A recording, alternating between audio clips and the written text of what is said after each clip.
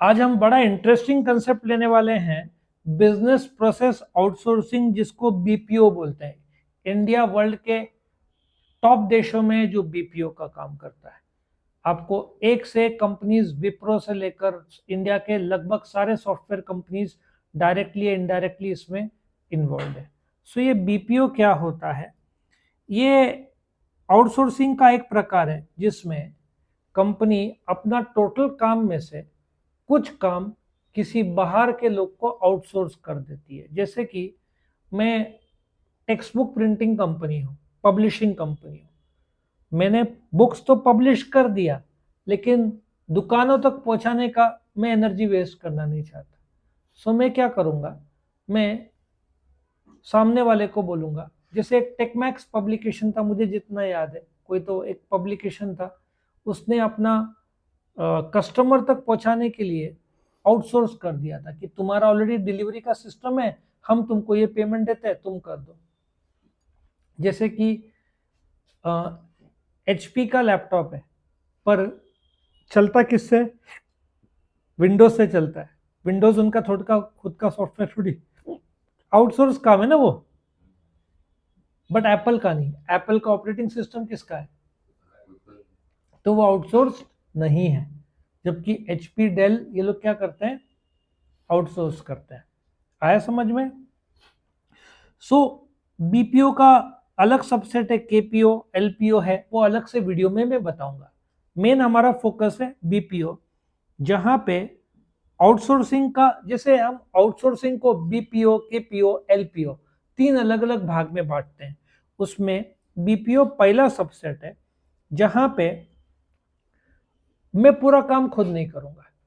मैं कोर काम, जैसे मैं कार की कंपनी तो मैं गाड़ी बनाऊंगा, बाकी टोइंग सर्विसेज बीच में खराब हो गई या सर्विसिंग का कुछ रहा तो मैं ये क्या करूंगा, आउटसोर्स करूंगा। मैं क्वालिटी ऑफ मैन्युफैक्चरिंग में ध्यान दूंगा। ऑफशोर बीपीओ किसको बोलेंगे? जो देश के बाहर है, ठीक है। ऑनशोर मतलब देश के भीतर है। नियर शोर मतलब जैसे इंडिया का श्रीलंका, बांग्लादेश में। बट इंडिया इसमें बहुत आगे है, बहुत सारे सॉफ्टवेयर की कंपनीज इसमें इन्वॉल्व है। जैसे कस्टमर से केयर सेंटर्स, मैं आपको बताता हूँ कैसे पहचानने का। यदि किसी ने आपको फोन किया, मैं on behalf of HDFC bank बोल रही हूँ, मतलब वो क्या हो गया? मार्केटिंग कॉल है, वो आउटसोर्सिंग कॉल है।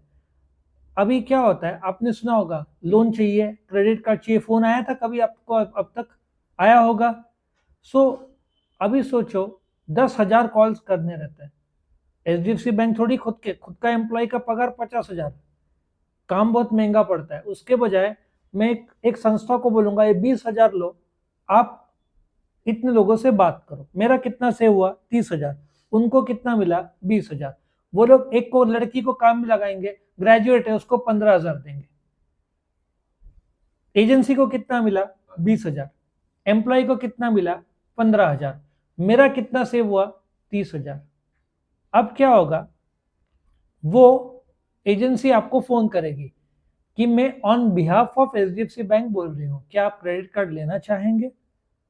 लॉजिक समझा? तो आप बोलोगे यस या नो। फिर वो, यदि हो यस होता है तो वो लोग फीडबैक मुझे देंगे एज HDFC बैंक को। ये लोग एक संस्था है। इससे प्रोडक्टिविटी क्यों इंप्रूव हो सकता है कि HDFC बैंक क्रेडिट कार्ड के इंप्रूवमेंट सर्विसेज में ध्यान दे सकता है। कभी कभार ये जो कॉलिंग है ना, बहुत महंगा, बहुत टाइम लेता है, बहुत बोलते हैं ना, बहुत डिफिकल्ट काम है इतने सारे लोग को कॉल करना, इसलिए आउटसोर्स कर देता है बैंक ये काम अक्सर।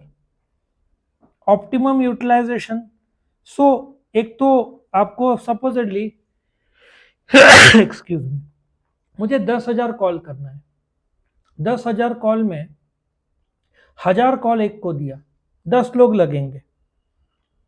तो मैंने आउटसोर्स संस्था को अपॉइंट कर दिया, उनको 50,000 लाख रुपए दिया, 2 लाख दिया। तो मैं 50,000 इंटू 10, 5 लाख, मुझे 10 एम्प्लॉयज की जरूरत नहीं पड़ेगी। मेरा कितना सेव होगा? 5 लाख। वो लोग 10 एम्प्लॉय को हायर करेंगे, मैं उनको 2 लाख दूंगा, वो लोग 1.5 लाख उनको एम्प्लॉय को देंगे, उनका पगार 50,000 रुपया। एक और बताता हूँ, अब हमारे बिल्डिंग में जो सिक्योरिटी गार्ड सर्विसेज है वो भी आउटसोर्स है। 2 सिक्योरिटी गार्ड रहते हैं, दिन के लिए अलग, रात के लिए अलग, उनको एक लमसम दे दिया जाता है। हमारे बिल्डिंग में जो क्लीनिंग सर्विसेज है वो भी एक एजेंसी को हायर किया है। ये 40,000 लोग, तुम हर रोज आने का, क्लीनिंग करने का, 30 डेज वीक, एवरी 30 डे, मतलब एवरी डे काम चलता है क्लीनिंग का। आते हैं, कचरा उठा के लेकर आते हैं डस्टबिन में, और फिर घंटा गाड़ी में देके जाते हैं। सो बिल्डिंग वाले कुछ नहीं करते, आउटसोर्स काम है। सिक्योरिटी का काम आउटसोर्स है, फिर क्लीनिंग का काम आउटसोर्स है।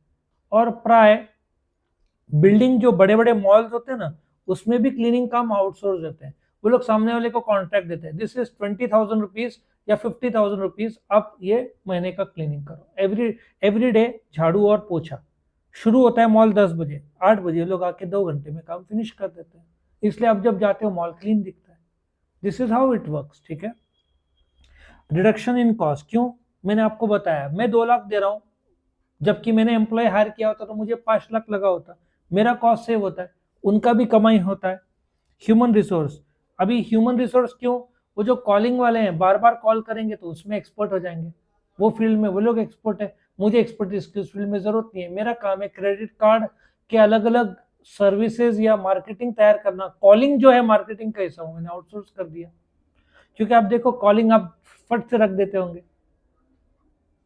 आजकल तो लोग भरोसा करते ही नहीं है। सो मुझे पता है कि एम्प्लॉय नाराज हो जाएगा, उससे 6 काम आउटसोर्स कर दो।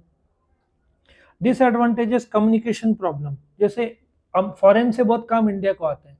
इंडिया का, यूरोप का इंग्लिश प्रोनाउंसिएशन और अमेरिका में फर्क है। ब्रिटेन वाले शेड्यूल बोलते हैं, अमेरिका वाले स्केड्यूल बोलते हैं। सो प्रोनाउंसिएशन, कम्युनिकेशन में प्रॉब्लम आता है। अमेरिका में मैनर्स बहुत लगता है, प्लीज और थैंक यू। यहाँ पे प्लीज और थैंक यू लोग बोलते नहीं है, आया समझ में? इतना नहीं बोलते। सो इसमें भी फर्क पड़ता है। टाइम जोन्स, अभी आप देखो, अभी अमेरिका में रात हुई है, दोपहर को 1:30 बजता है, तो यूके में सवेरे होता है। ऑस्ट्रेलिया अपने से 5-5.5 घंटे आई थिंक आगे है। सो 7 बजा होगा तो उधर 12 बजा होगा। सो आपको, इसलिए ये लोग 3 शिफ्ट में काम करते हैं। सवेरे 8 से 12 जो दुबई साइड 2-2.5 घंटा ही है। रात को काम चलेगा तो अमेरिका का चलेगा। अर्ली मॉर्निंग रहेगा 5 बजे, मतलब ऑस्ट्रेलिया का काम शुरू हुआ, क्योंकि अर्ली मॉर्निंग इंडिया में 5, मतलब ऑस्ट्रेलिया में 10। सो टाइम जोन्स का आपको 3 टाइम जोन्स है दिन भर, मतलब दुबई और नेबरिंग कंट्रीज। अमेरिका है तो आपको रात को करना पड़ेगा। यूरोप है तो सवेरे अर्ली मॉर्निंग शुरू होगा आपका काम, या दोपहर को 1:30 बजे होगा। ऑस्ट्रेलिया है तो अर्ली मॉर्निंग शुरू होगा। सो टाइम जोन अलग अलग है। आपका कंट्रोल चला जाएगा, क्योंकि आप किसी और को दे रहे काम, उसने कुछ गड़बड़ी किया तो, डेटा लीक किया तो ये भी प्रॉब्लम होता है। तो यहाँ पे बीपीओ खत्म होता है।